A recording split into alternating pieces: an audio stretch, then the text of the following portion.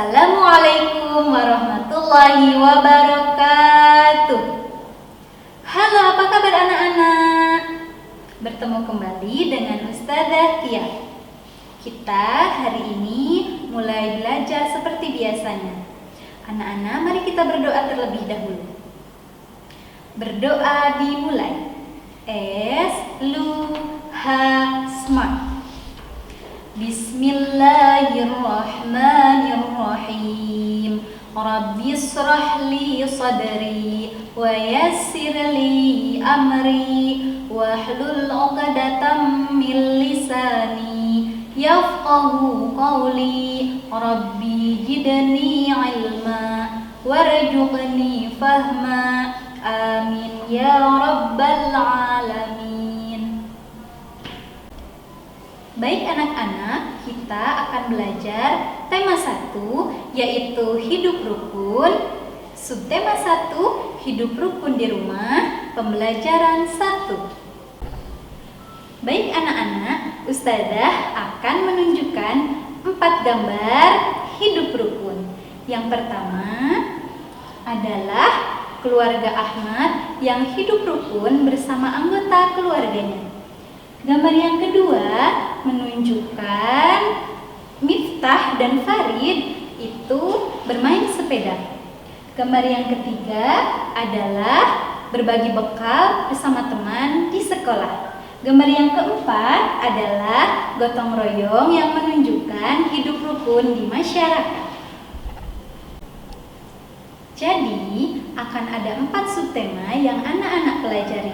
Yang pertama, hidup rukun di rumah. Yang kedua, hidup rukun saat bermain. Yang ketiga, hidup rukun di sekolah. Dan yang keempat, hidup rukun di masyarakat.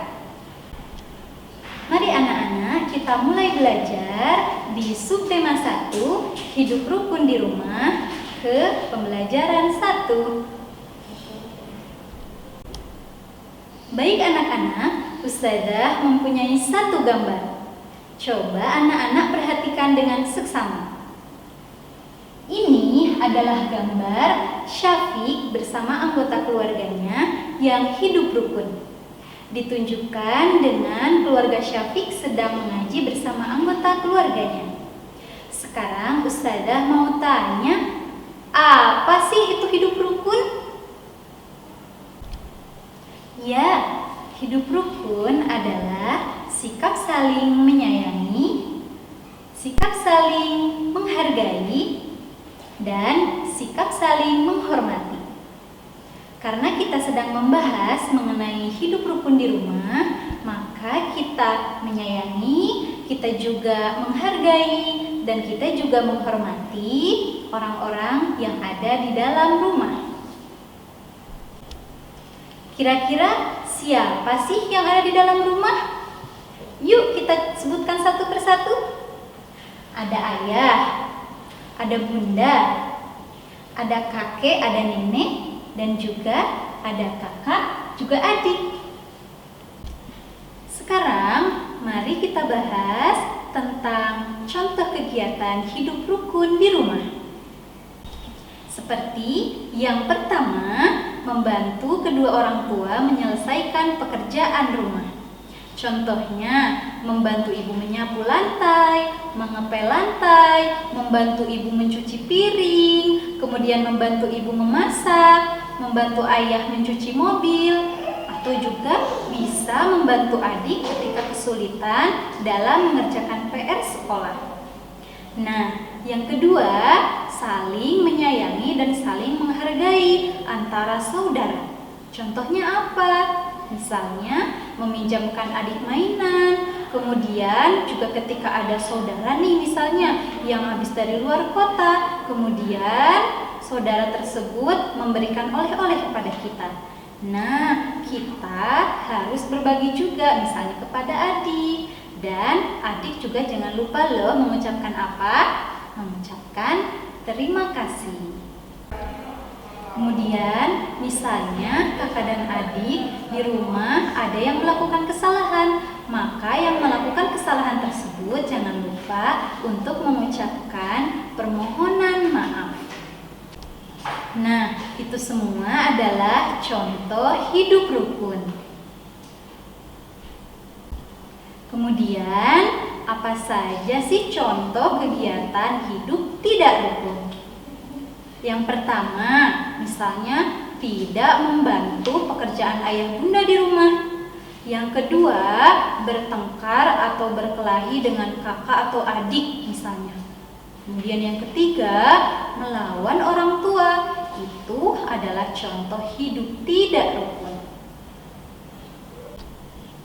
Nah, setelah anak-anak mengetahui apa itu hidup rukun, kemudian contoh hidup rukun dan contoh hidup tidak rukun, apa sih manfaat hidup rukun itu? Yang pertama, disayangi Allah tentunya. Yang kedua, disayangi oleh orang tua, oleh saudara, dan oleh teman. Dan yang ketiga, hidup juga semakin nyaman, semakin bahagia. Karena apa? Karena banyak yang menyayangi kita. Selanjutnya, ayo anak-anak membaca bersama-sama teks buku harian Syafiq berikut ini.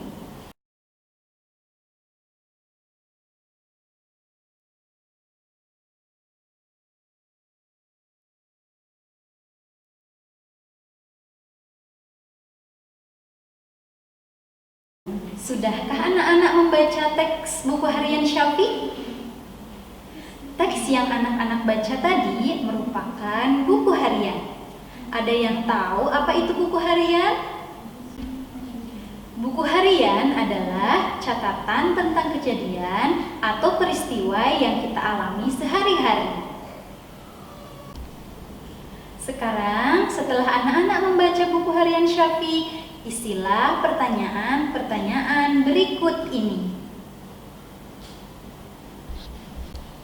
Soal yang pertama, apa yang diceritakan di dalam buku harian itu?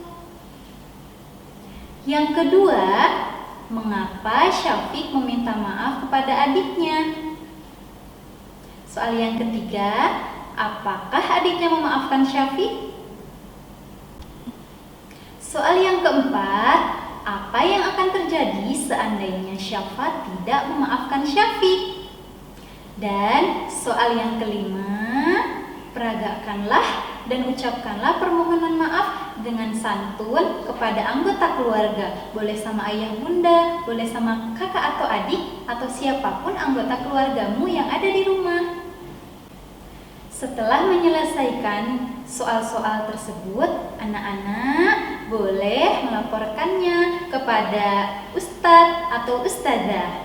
Alhamdulillah, hari ini anak-anak sudah belajar tema 1, yaitu hidup rukun, subtema 1, hidup rukun di rumah, pembelajaran 1. Mari anak-anak, kita tutup pembelajaran hari ini dengan membaca doa bersama-sama.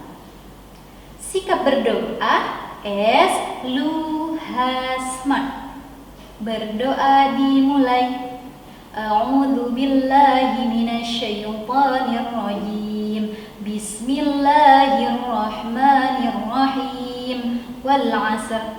Innal insana lafi khusr.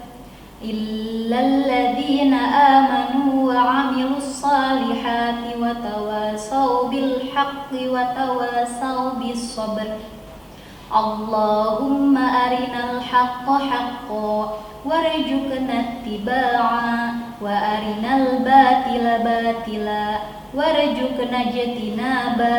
Amin ya rabbal alamin. Tetap semangat belajar anak-anak. Ustadzah akhiri. Wassalamualaikum warahmatullahi wabarakatuh.